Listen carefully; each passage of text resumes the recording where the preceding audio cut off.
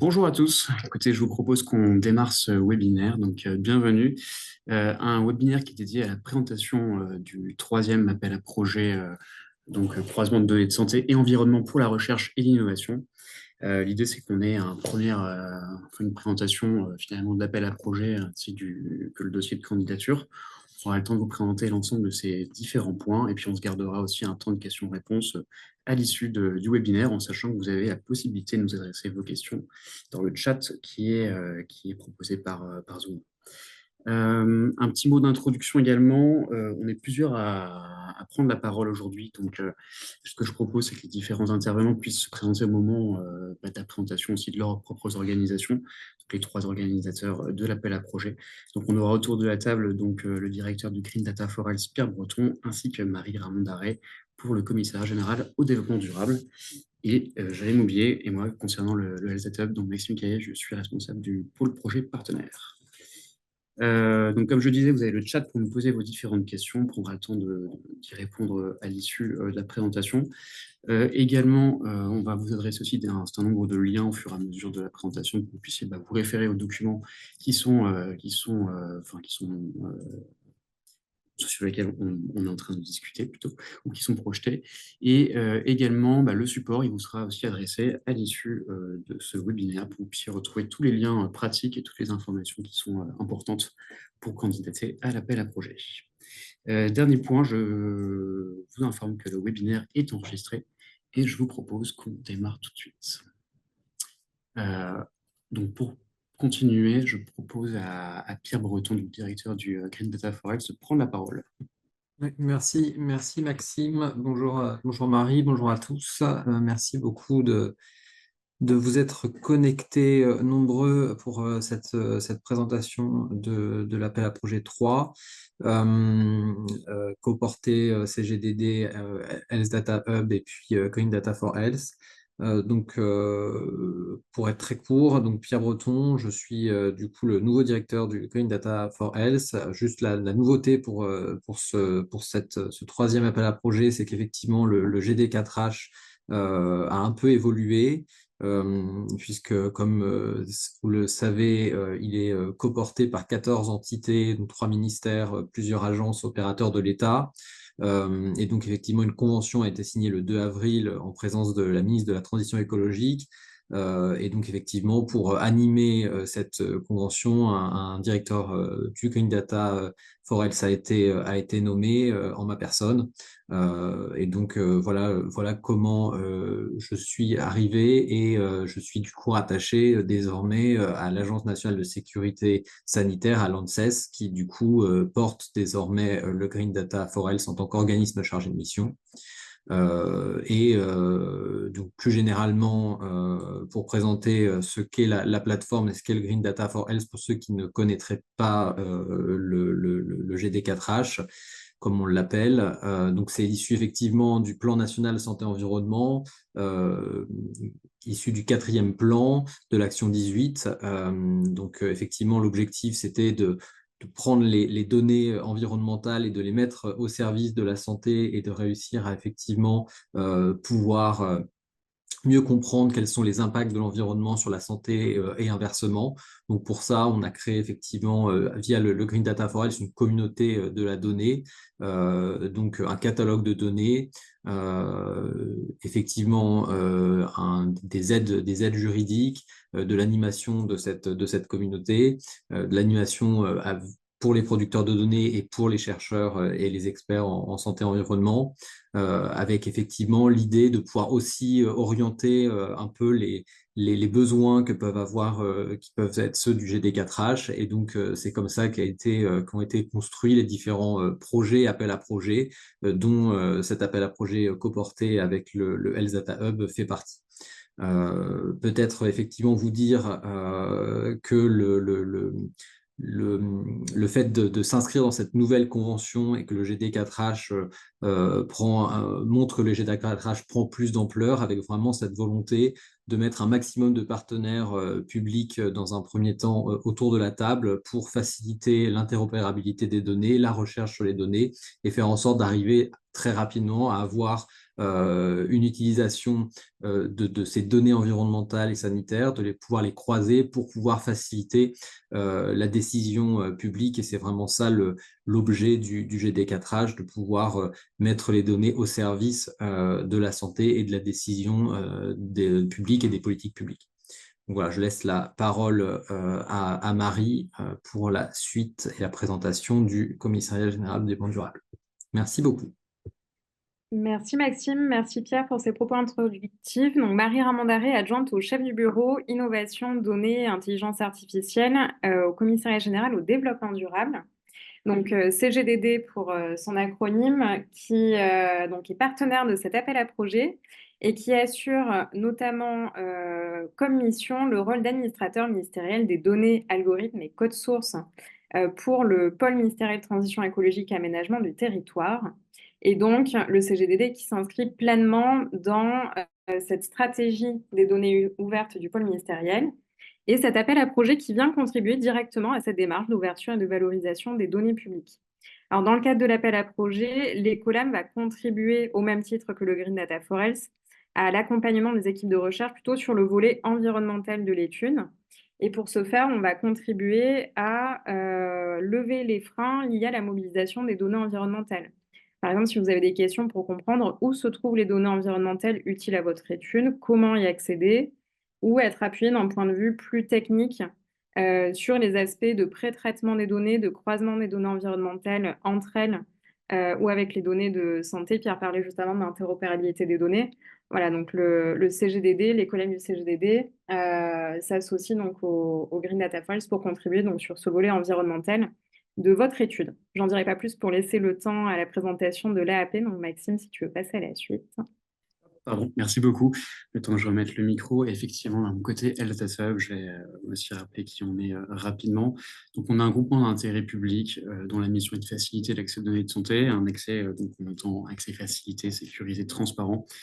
Tout ça au profit de la recherche, de l'innovation, de l'évaluation des politiques publiques, et dans un cadre qui est sécurisé et respectueux de l'éthique et du droit ou des droits des citoyens. On s'appuie sur une offre de service qui est assez large, avec notamment l'accès aux données de santé, avec la mise à disposition des données du catalogue des données de santé, dont le système national des données de santé. On a aussi une plateforme technologique à l'état de l'art qui peut être mise à disposition par le biais d'espaces de travail isolés dans lesquels les différentes équipes vont pouvoir mobiliser des outils pour le traitement, pour l'analyse, pour le stockage de données. Tout ça sous un environnement cloud sécurisé. Voilà. Et également, effectivement, un accompagnement des porteurs de projets. On en parlera un petit peu plus en détail. Et l'idée, c'est de pouvoir vous apporter une forme de conseil méthodologique et juridique, aider évidemment à la complétion ou en tout cas à la constitution des documents qui permettent donc, la réalisation des formalités réglementaires et un suivi pendant tout le projet, pendant toute sa durée, donc instruction, accès, traitement, clôture.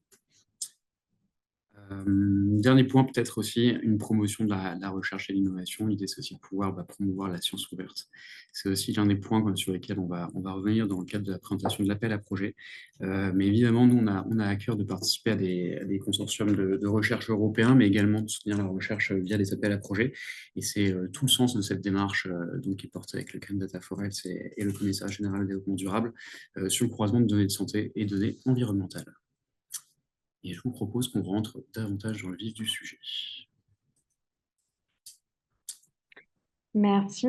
Alors, je vais passer encore une fois assez rapidement. Si vous êtes là aujourd'hui, c'est que vous êtes relativement convaincu du fait que l'environnement est un déterminant majeur de notre santé. Quelques chiffres à l'appui pour appeler l'OMS, par exemple, qui donne ce chiffre, des 23% de décès mondiaux qui sont attribuables à des facteurs environnementaux. Donc, on peut mentionner la pollution de l'air, l'eau, les produits chimiques, ou encore 25% des pathologies chroniques dans le monde qui sont attribuables à des facteurs environnementaux. Ou également l'Agence européenne pour l'environnement qui estime que la pollution de l'air coûte chaque année plus de 600 milliards d'euros en dépenses de santé en Europe.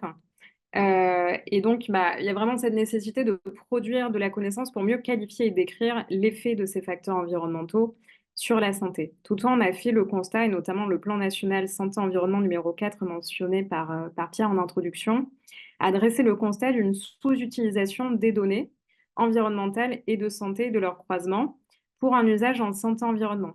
qui nécessitent du coup de faciliter leur mobilisation et leur appariement. Et donc, c'est bien l'objectif de cet appel à projet, de vraiment faire un focus sur le volet données de vos études pour vous aider justement à mener ces différents projets de recherche et d'innovation afin de mieux connaître les expositions et les effets de l'environnement sur la santé, qu'elle soit humaine, également animale et la santé des écosystèmes, et donc avoir un levier, une action pour réduire ces expositions environnementales qui affectent actuellement toutes les santé.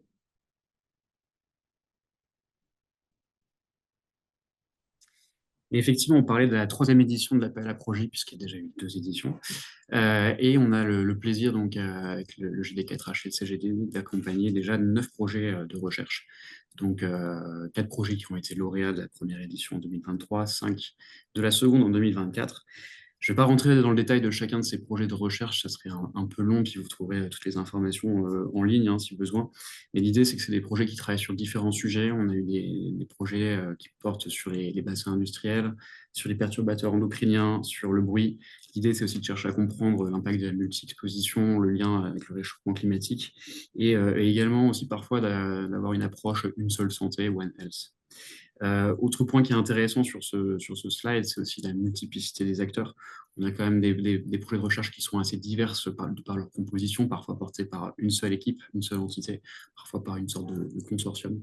Donc c'est aussi une possibilité. On a des projets qui parfois se ressemblent aussi, donc qui créent des synergies dans lesquelles les porteurs de projets plutôt peuvent se rencontrer, ce qui crée aussi une certaine valeur. Et enfin, dernier point, on n'a pas forcément les mêmes temporalités en termes de gestion de projet ou de projet accompagné, mais on a 3 projets parmi ces 9 qui sont en cours de finalisation et qui devraient dans les prochains mois livrer leurs derniers résultats. Donc ça sera plutôt intéressant. Et donc, pour rentrer dans le vif du sujet de cet appel à projet, comme le disait Maxime, donc, il y a déjà 2 éditions qui ont lieu sur des thématiques que vous aviez à l'écran juste avant, donc qui concernaient le bruit, les perturbateurs endocriniens, changement climatique et santé, bassin industriel, une seule santé. Et fort de l'engouement de la communauté de la santé-environnement autour de ces 2 premières éditions de l'appel à projet, on a décidé de renouveler une troisième édition qui a été annoncée par la ministre de la Transition écologique le 2 avril dernier. Et donc cet appel à projet qui s'adresse à tout projet qui va relier des données de santé et des données environnementales afin de produire de la connaissance et de mieux décrire ce qu'on disait tout à l'heure, hein, l'effet de l'environnement sur la santé. Et l'objectif de cet appel à projet est d'améliorer, faciliter pour vous la mobilisation et le croisement des bases de données qui seront mobilisées tout au long de votre étude, en levant les freins liés au manque de repérabilité, d'accès et liés aux caractéristiques des bases de données que vous allez mobiliser, que ce soit à la fois sur le volet environnemental et également de santé. Et donc, pour ce faire, les 3 entités proposent un accompagnement à la fois humain, technique et financier des lauréats, et on va vous détailler ces éléments juste après. Et au niveau des thématiques donc, prioritaires de ce troisième appel à projet, donc ce dernier va concerner les expositions environnementales et de santé, donc à la fois l'impact des polluants chimiques et également l'impact des polluants physiques. Il y avait notamment des sujets sur tout ce qui concernait les polluants éternels, les PFAS, hein, également le sujet du bruit qui revient, bruit qui est relativement sous peu documenté alors qu'il s'agit du deuxième facteur environnemental le plus important à l'origine des problèmes de santé juste après l'impact de la pollution atmosphérique. Et la deuxième grande thématique qui reste le changement climatique et santé, et cette fois-ci avec des sous-thématiques qui vont concerner, ou en tout cas des impacts qui vont concerner l'adaptation des environnements de vie, et également l'impact du changement climatique en lien avec les troubles du sommeil, et également avec la santé mentale. Alors, ces thématiques ont été identifiées grâce à un groupe de travail pluridisciplinaire avec différentes entités clés de la santé-environnement. Vous avez certaines des entités qui ont été listées ci-après. Et donc, les dossiers qui seront déposés devront rentrer dans les thématiques qui sont précisées dans le cahier des charges. Si vous souhaitez avoir plus de références, ou en tout cas du détail concernant les thématiques, n'hésitez pas à vous référer au cahier des charges. On pourra également répondre à vos questions si vous en avez concernant le périmètre de l'AAP. Alors, en termes d'accompagnement, on a commencé un petit peu à en parler, mais effectivement, donc un accompagnement sur plusieurs volets, sur les volets réglementaires, sur aussi la compréhension ou le contact des producteurs de données, mais également un financement qui est prévu dans le cadre de cet appel à projet pour les dossiers qui seront retenus et qui seront lauréats. Donc, un financement équivalent à maximum 115 000 euros pour les activités enfin, qui nécessiteraient donc cet accompagnement, et également une prestation qui peut aller jusqu'à 20 000 euros, qui sera portée donc par le Green Data for Health et le CGDD. On revient davantage dessus après, donc je vous propose qu'on avance sur les prochains éléments. Qui peut candidater? Donc effectivement, normalement, ou alors on va vous le mettre dans le chat, mais voilà, le lien du cahier des charges vient de vous être envoyé, donc je ne m'attarde pas trop non plus dessus. Simplement, ces différents éléments sont bien détaillés, donc je vous propose de pouvoir vous y référer pour que ce soit le plus clair possible. Mais globalement, tous les acteurs publics et privés sont éligibles, hein.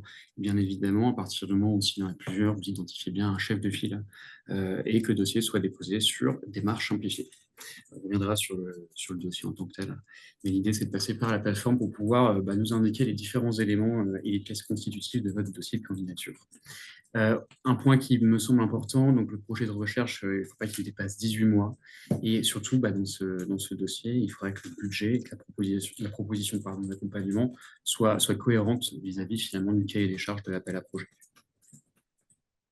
Et peut-être, Maxime, un petit point, parce que c'est une question qui revient et c'est normal, sur le budget. Il ne doit pas dépasser les 115 000 euros concernant le FDATE Hub. Les 20 000 euros qui ont été présentés par Maxime juste avant, couverts plutôt sur la partie environnementale, sont déjà comprises dans l'accompagnement. C'est-à-dire, si vous êtes lauréat, vous allez avoir accès à une vingtaine de jours d'accompagnement technique sur le volet environnemental. Donc, pas besoin d'ajouter ces 20 000 euros au budget, ils sont déjà compris dans l'accompagnement dont vous bénéficierez si vous êtes lauréat. Merci pour la précision, Marie. Hop. Je vous propose qu'on passe aux critères de sélection. Ouais, et alors les critères de sélection, on peut rentrer directement dans les slides qui les détaillent. Donc, ce sont ceux sur lesquels les 3 entités partenaires vont s'appuyer, ainsi que les membres du jury, qui seront donc des représentants des différentes entités clés de la santé et environnement. Donc, le premier bénéfice attendu, bien entendu, on va regarder la justification de l'intérêt du projet et du livrable. Quelle est votre motivation de recherche? Quel est l'enjeu social et ou sanitaire et ou environnemental? Et les enjeux sous-jacents que vous adressez avec votre étude. La pertinence du projet vis-à-vis de la catégorie de la thématique sélectionnée. Encore une fois, vous avez des exemples de projets ou de thématiques plus ciblées dans le cahier des charges. La problématique, il faut qu'elle soit claire, qu'on ait une définition de la pathologie adressée de la population ciblée, et également des informations sur l'impact social, sanitaire, environnemental du projet. Et ce qui est intéressant pour nous va être d'avoir également l'étendue de l'étude en termes d'individus et ou l'étendue géographique de votre étude.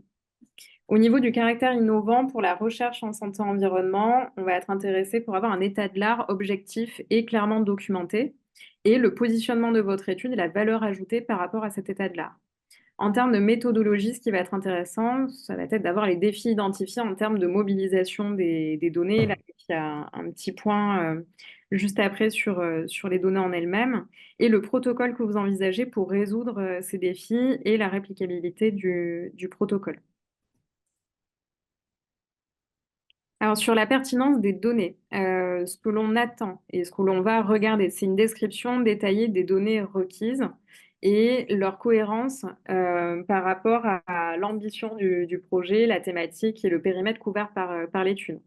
Ce qui est intéressant pour nous va être aussi d'avoir une description des démarches en cours à venir pour accéder aux données, les approches qui sont envisagées pour réaliser l'appariement des données et une description, ou en tout cas une identification des limites et des enjeux concernant la mobilisation des données.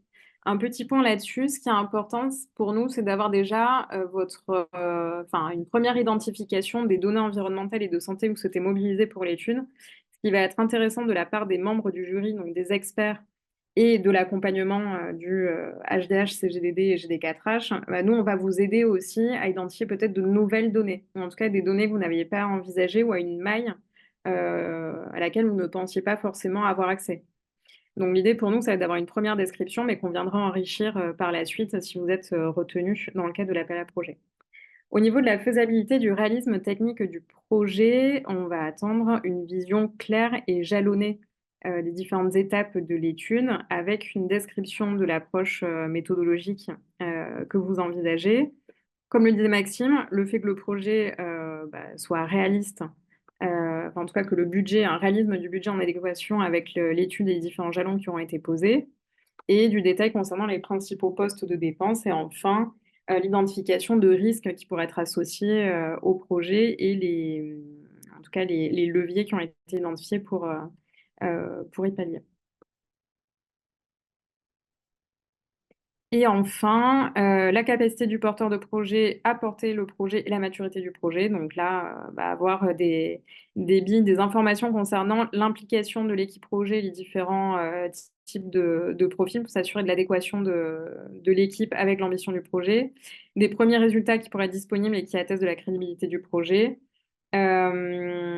Ensuite, tous les aspects d'open science. Donc, c'est vrai que à la fin, on passe du temps avec les équipes pour identifier parmi les résultats de l'étude ce qui peut être valorisé, que ce soit un partage de données, d'algorithmes. Si vous produisez également un rapport en fin d'étude, voilà, comment est-ce que nous, on peut le valoriser sur nos plateformes auprès de la communauté et vous aider à voir ce qui est partageable, diffusable ou pas, mais on s'inscrit vraiment dans cette démarche de science ouverte. Et ensuite, le dimensionnement et la pertinence de l'accompagnement demandé, bien entendu, décrire quel est l'accompagnement que vous sollicitez auprès du Data Hub sur le volet plutôt de santé et l'accompagnement souhaité par le GD4H et le CGD sur le volet environnemental. Voilà, tout ça est guidé, vous avez du détail sur le dossier, sur démarche simplifiée, pour vous aiguiller dans la complétion. Merci beaucoup. Et du coup, quant à l'accompagnement, l'idée, c'est de pouvoir réaliser à 3 voix, 3 à 6 mains, je ne sais pas comment on le dit, mais en tout cas, un accompagnement de bout en bout, sans couture, finalement, du cadrage du projet, avec notamment un accompagnement sur la rédaction des documents et la réalisation des démarches réglementaires, à la réalisation des activités via l'enveloppe de financement, la mise à disposition de la plateforme aussi technologique si besoin, jusqu'à, comme le disait Marie, l'ouverture de certains résultats de la recherche. Donc ça peut être des éléments, des algorithmes, des bouts de code, de la donnée, enfin voilà, ça peut être ce genre de choses. Et évidemment, contribuer aussi à la valorisation de votre projet, à diffuser les résultats pour que justement qu'on puisse en parler et simplement que la communauté profite aussi de ces différents éléments.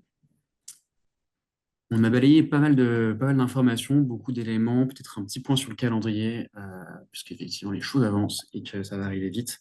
Donc la clôture de l'appel à projet elle a lieu donc le 30 mai 2025, donc à la fin du mois. Il reste quelques jours pour pouvoir candidater. On vous remet également le lien vers le dossier de candidature qui est sur Démarche Simplifiée, puis on prendra le temps de zoomer dessus ensuite pour vous expliquer un peu comment ça fonctionne. Et un petit mois pour pouvoir candidater. Ensuite, le mois de juin sera réservé finalement au processus d'éligibilité et de sélection des différentes équipes lauréates.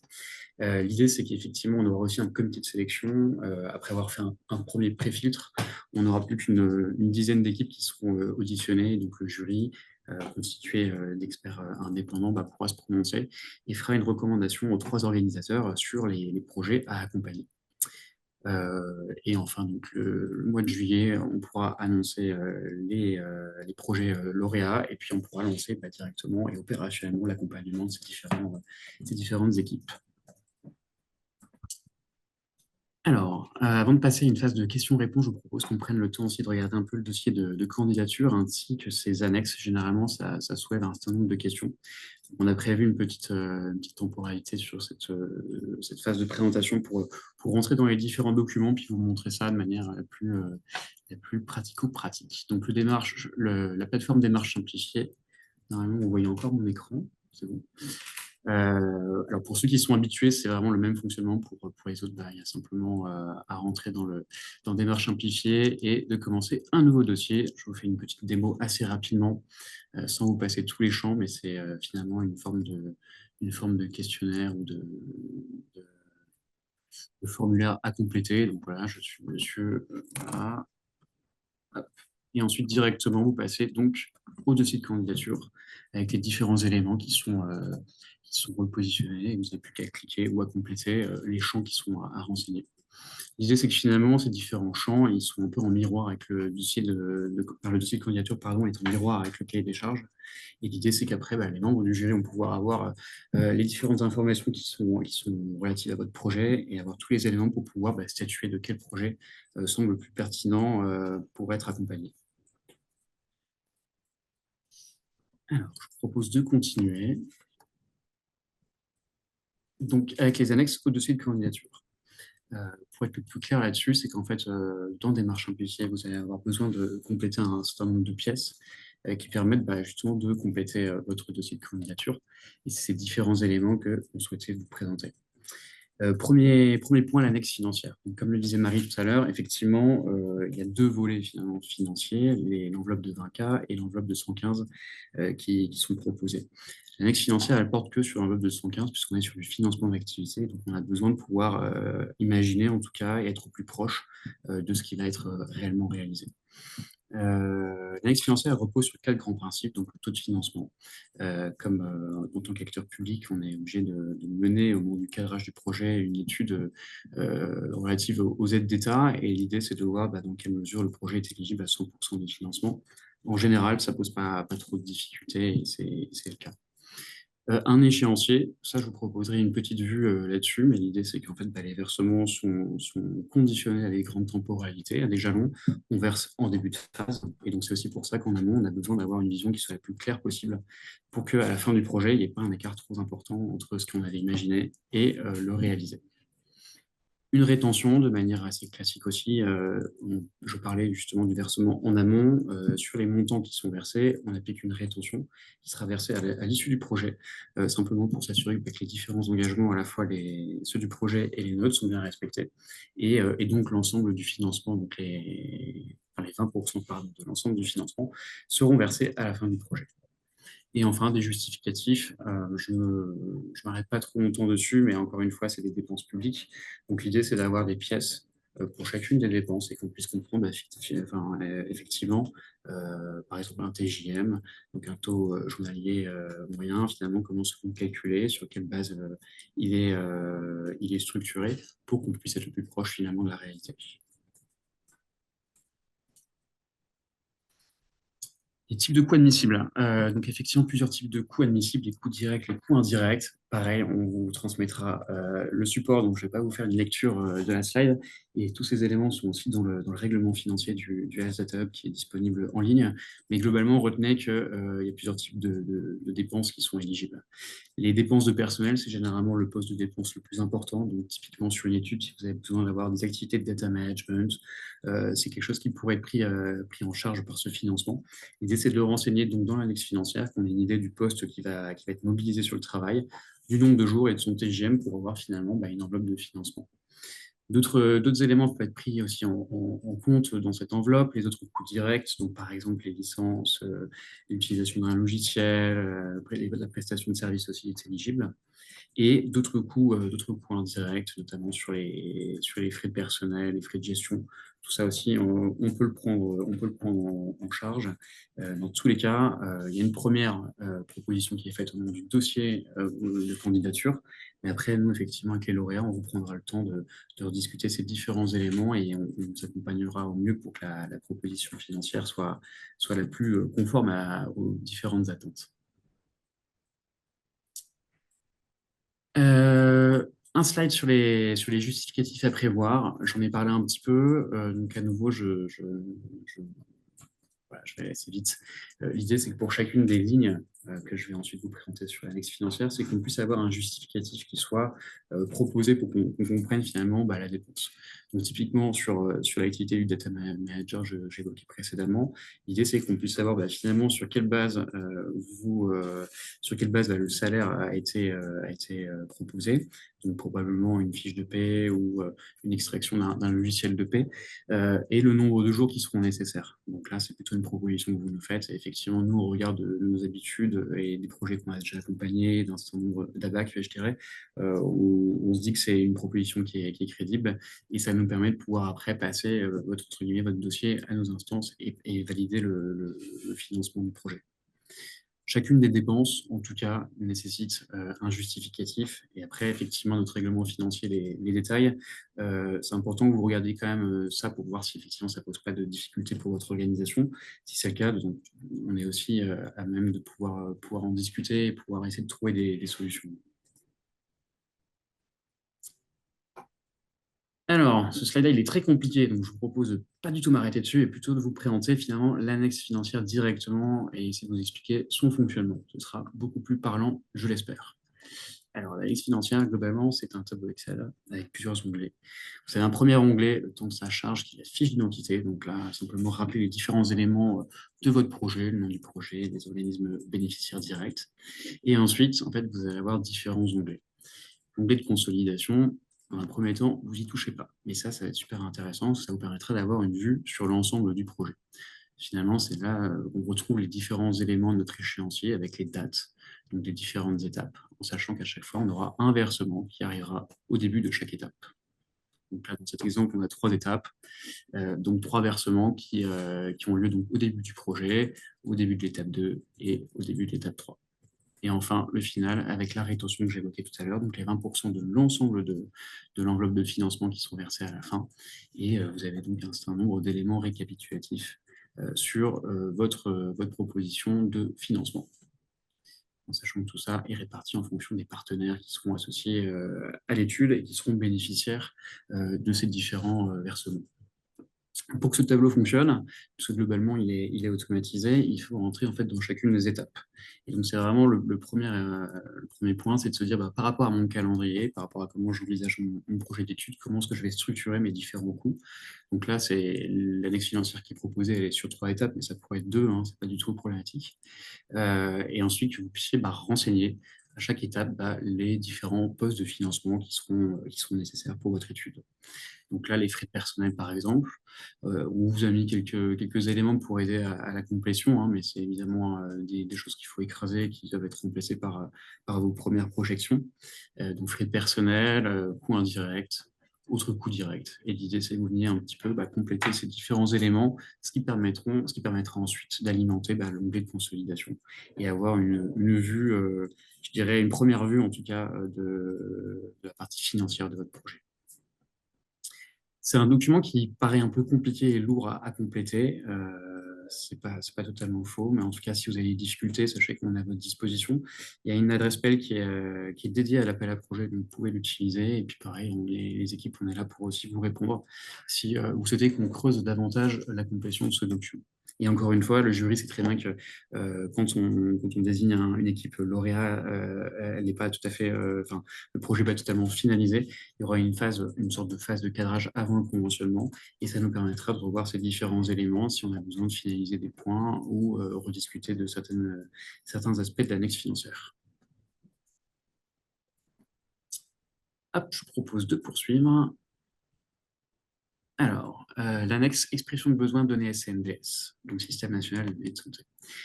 Là, très rapidement, c'est un formulaire qu'il faut compléter. Donc, ce ne sera pas forcément nécessaire pour l'ensemble des projets qui seront déposés dans le cadre de cet appel à projet. L'idée, c'est que si effectivement vous avez besoin de mobiliser des données de la base principale du SNDS, ce sera très utile de pouvoir compléter donc cette fiche de telle manière à ce que nos experts dans le jury puissent comprendre précisément de quoi vous parlez, quels sont les éléments auxquels vous faites référence, et comment finalement on peut imaginer que le projet va se lancer et va pouvoir accéder aux différentes données mobilisées. Voilà, donc je ne le détaille pas forcément, c'est un formulaire type avec les différentes informations qui seront très utiles pour pouvoir bien comprendre votre dossier de candidature. Et donc, encore une fois, si vous n'utilisez pas les données de la base principale du SNDS, vous n'avez pas à le compléter. C'est vraiment optionnel et ça permet juste d'aller un petit peu plus loin sur ces données qui sont encadrées, qui ont en tout cas une réglementation associée un petit peu plus robuste, je dirais. Je poursuis et je conclus sur les annexes du dossier de candidature avec la fiche projet. La fiche projet, c'est aussi un formulaire. Ça reprend pas mal d'éléments que vous allez mentionner en fait, dans votre dossier de candidature, mais finalement, c'est une forme de résumé. Et l'idée, c'est que ça nous permet aussi de pouvoir, entre guillemets, comprendre beaucoup plus rapidement l'intérêt de votre projet de recherche, la finalité, les éléments que vous allez mobiliser au fur et à mesure de la recherche. C'est également un document qui va nous servir pour les projets lauréats, parce qu'on va pouvoir commencer dès le début de l'accompagnement à communiquer dessus, et donc à utiliser nos plateformes et nos sites internet respectifs pour pouvoir valoriser votre projet de recherche et commencer à essayer de le diffuser au maximum. Voilà, donc c'est un formulaire assez standard avec quelques champs à renseigner. Et dernier point que nous voulions évoquer, donc les conventions de collaboration. Là, ça peut être très très long, donc on va pas forcément rentrer dans le détail. Deux conventions de collaboration qui sont à réaliser. Donc, une convention de collaboration avec le Ouais. CGD. Tu veux peut-être dire un mot, Marie? Ouais, juste un point parce qu'il y a une coquille. Ça sera une convention de collaboration avec le GD4H et le CGDD, mais on a dissocié. Par contre, vous aurez la convention de collaboration avec le Data Hub et ce qui va concerner l'annexe financière qui vient de vous être décrite par Maxime. Et de notre côté, avec Pierre, côté GD4H et CGD, on proposera également une convention qui reprend les grands axes, on va dire, communs avec le F-Data Hub pour bien s'accorder sur le fonctionnement en termes de copie, etc. Et les spécificités sur le volet plutôt environnemental qui seront détaillées dans cette convention de collaboration. Merci pour les précisions. Et du coup, une convention de collaboration également avec le HDH.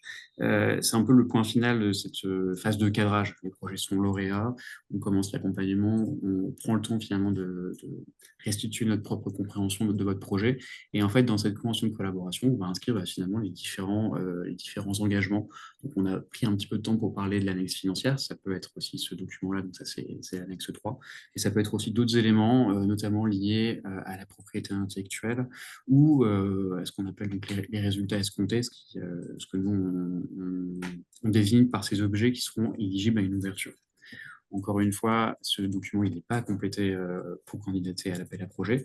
On vous a mis, concernant la convention du HDH, elle est disponible sur le site, ça vous permet d'avoir aussi un petit peu un premier aperçu finalement des attendus.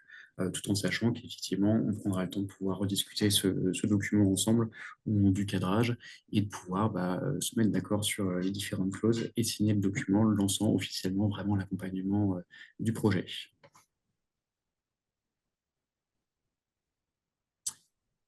Dernier slide récapitulatif avec les différentes informations clés. Donc, date limite de clôture, on en a parlé le 30 mai, donc il nous reste un petit mois pour pouvoir candidater. On a eu pas mal de questions pour l'instant, donc n'hésitez pas si d'ici là vous avez aussi besoin de précision. S'il est plus simple qu'on échange directement pour finaliser votre dossier, on est à votre disposition. C'est le troisième point, vous avez l'adresse contact, donc aap.gt4h@datahub.fr qui est dispo. Donc n'hésitez pas à l'utiliser. Et enfin, donc le lien vers le portail démarche simplifiée qui vous permet de déposer votre dossier de candidature et peut-être aussi de prendre davantage mesure des différents points qui sont demandés pour candidater à l'appel à projet.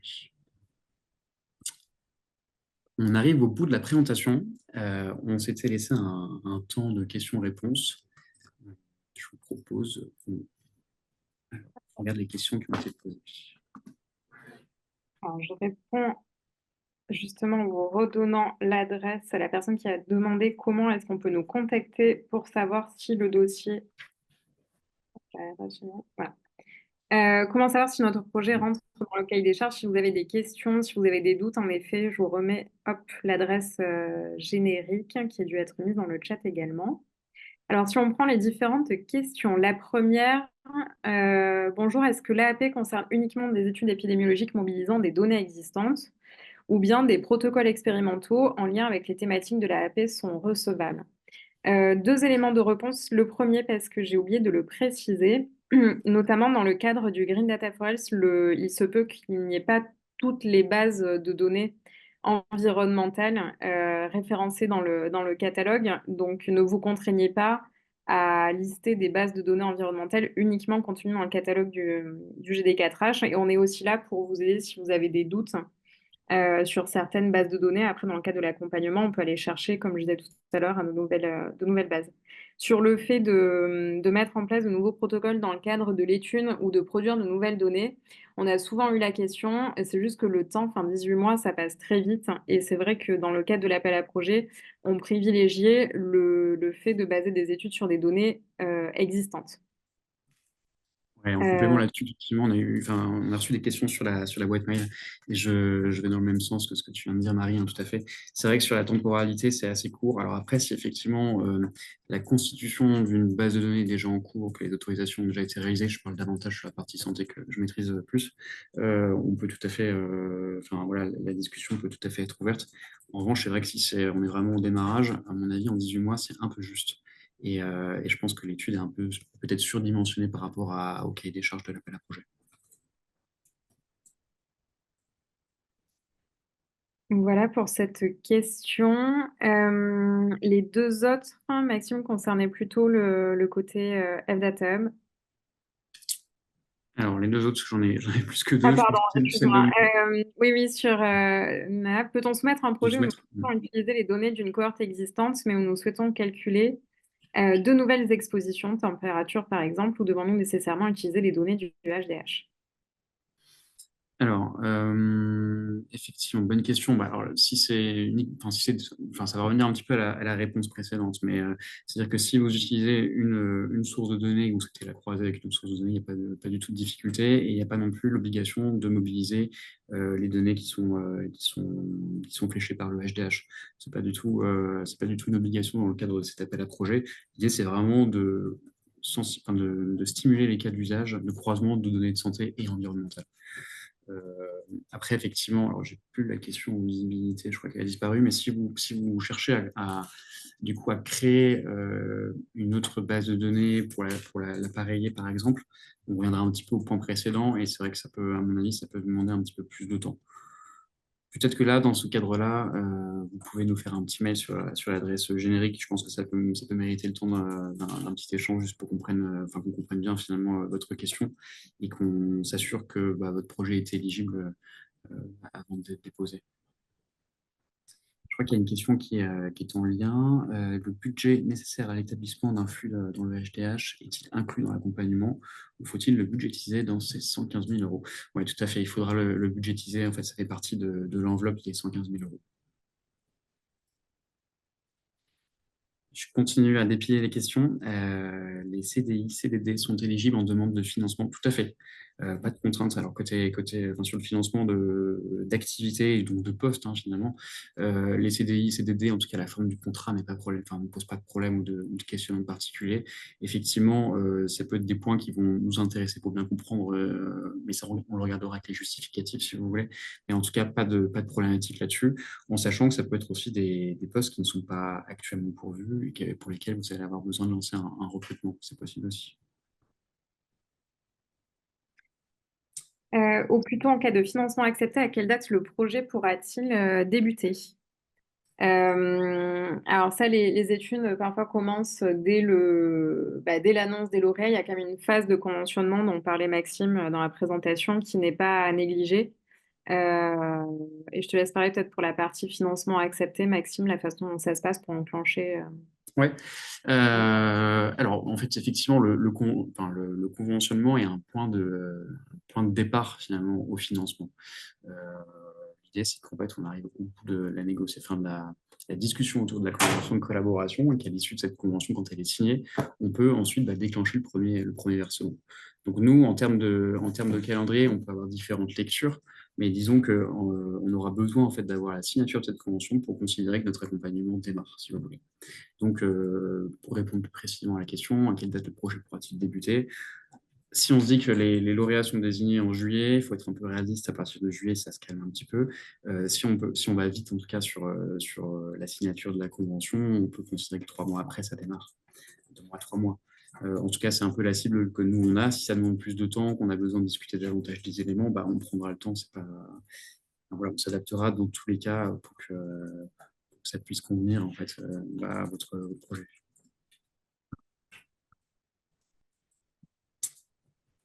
Alors, bonjour, les 18 mois max de durée de projet comprennent-ils le temps d'accès aux données SNDS ou ces 18 mois après aspect réglementaire SNDS, extraction SNDS réalisée? Alors, effectivement, les 18 mois, l'idée, c'est qu'ils rentrent finalement dans la convention de collaboration chez nous. Alors après, c'est vrai que sur la partie chemin réglementaire et accès aux données de SNDS, on va le faire en parallèle. L'idée, c'est qu'on puisse gagner un maximum de temps, parce qu'on sait que c'est particulièrement long. C'est une étape qui est chronophage et qui consomme pas mal d'énergie. Donc effectivement, ça rentre en fait dans les 18 mois, mais l'idée, c'est qu'on puisse anticiper au maximum. Après, si effectivement on prend du retard, on saura aussi adapter cette cible. On trouvera en tout cas des moyens d'être le plus souple par rapport aux difficultés que vous pouvez rencontrer vis-à-vis des aspects réglementaires.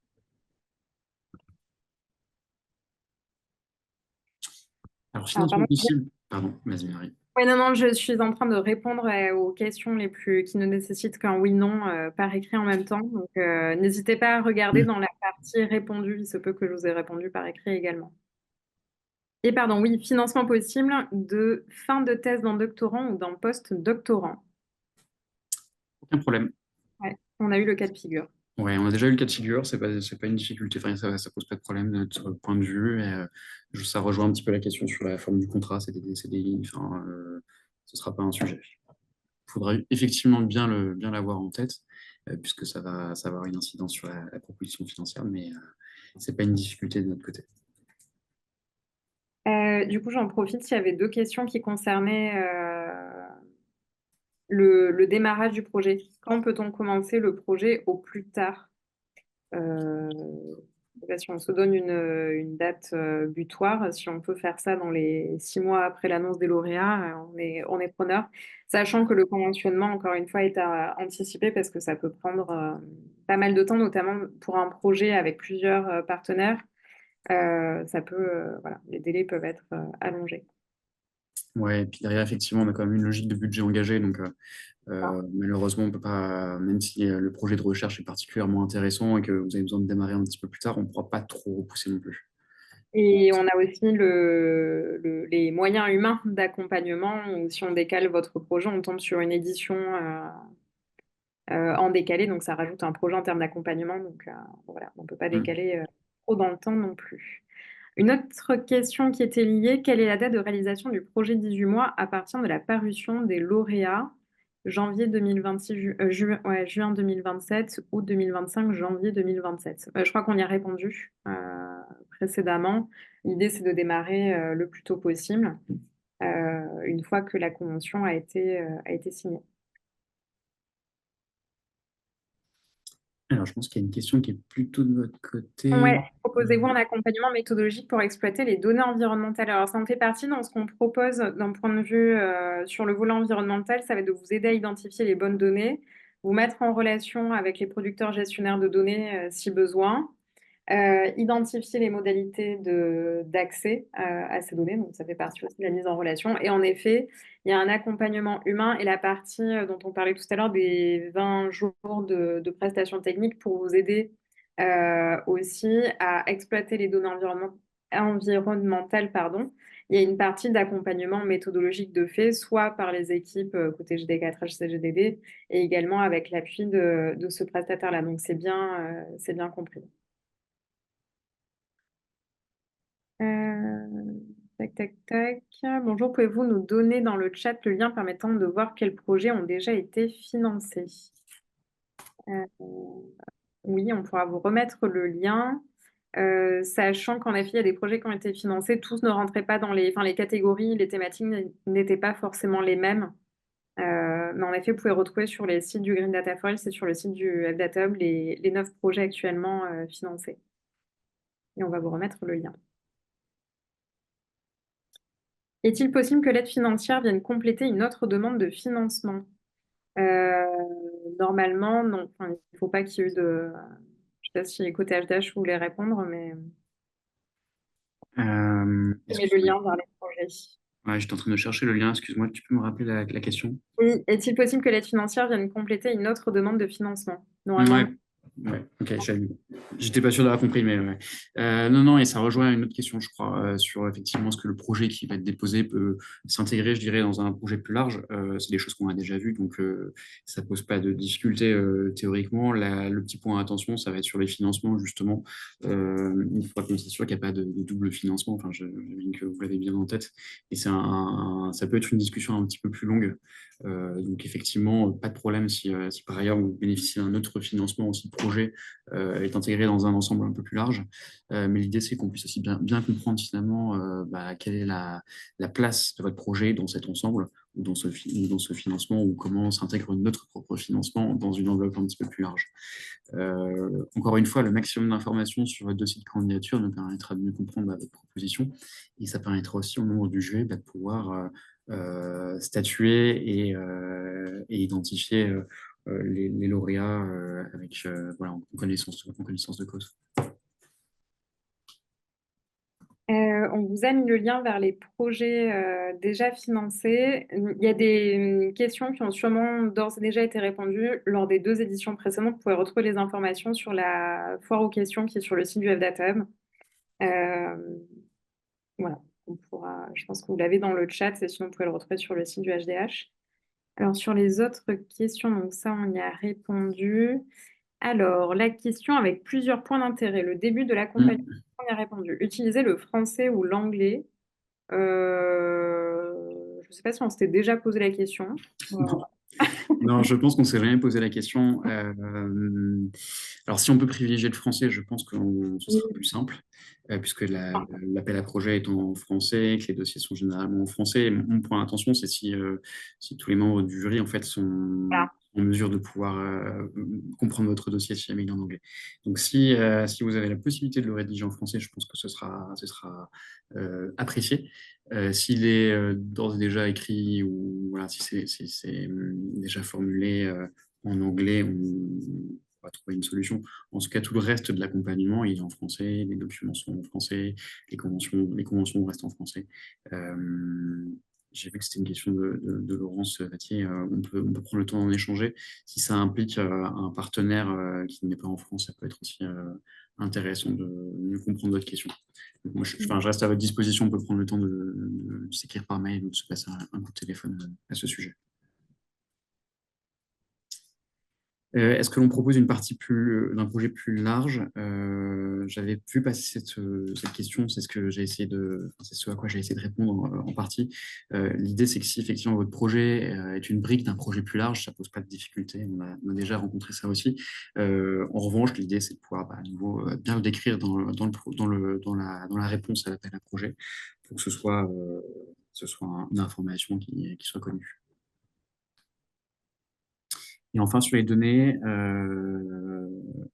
donc est-ce que vous pouvez utiliser le CASD? Oui, pas de problématique là-dessus. Une autre question on parlait de l'anglais et du français, mais là, une question d'un laboratoire porteur qui serait basé en France ou français, précisé, mais dont le projet pardon, sera réalisé au Bénin. C'est une bonne question. J'avoue qu'on n'a pas encore rencontré ce cas de figure, donc peut-être qu'on peut prendre le temps quand même de vérifier avec nos différentes organisations si ça ne pose pas de difficulté. Je mettrai un petit joker sur cette question-là. On prend le temps de regarder de notre côté et puis on peut vous faire un retour. Autre question sur la limite de mots dans la partie présentation du projet dans le dossier de candidature. Alors là, je sais qu'on a déjà eu cette question il y a un an maintenant et je ne me rappelle plus ce qu'on a répondu. Mais en tout cas, cette information existe, mais je ne suis pas expert sur le site Démarche Simplifiée.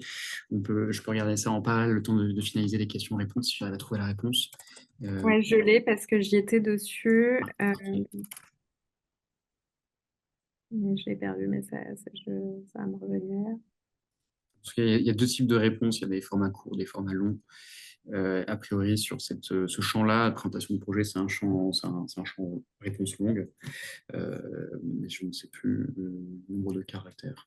Alors, les champs de réponse dans les dossiers ne sont pas limitatifs. Aucune limite de caractère existe. Plus vous donnez de détails pertinents dans votre dossier, plus les membres du jury seront à même de considérer votre projet de recherche. Donc, a priori, non, pas de limite.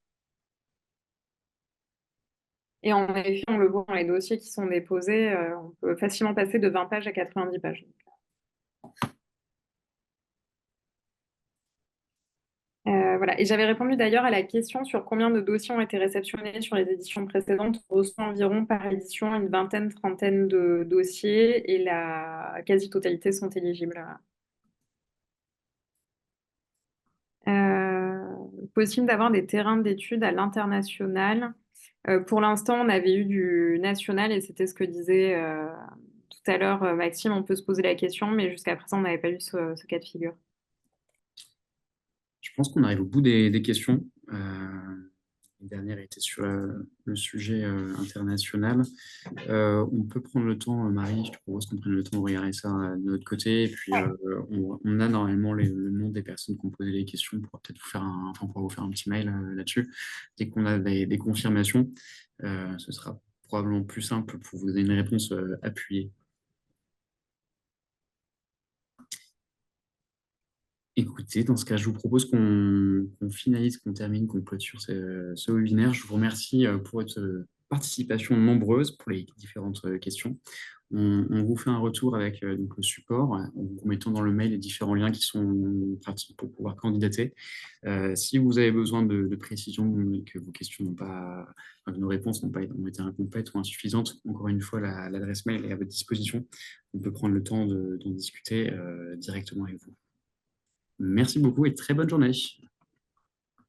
Merci, bonne journée. Au revoir. Au revoir.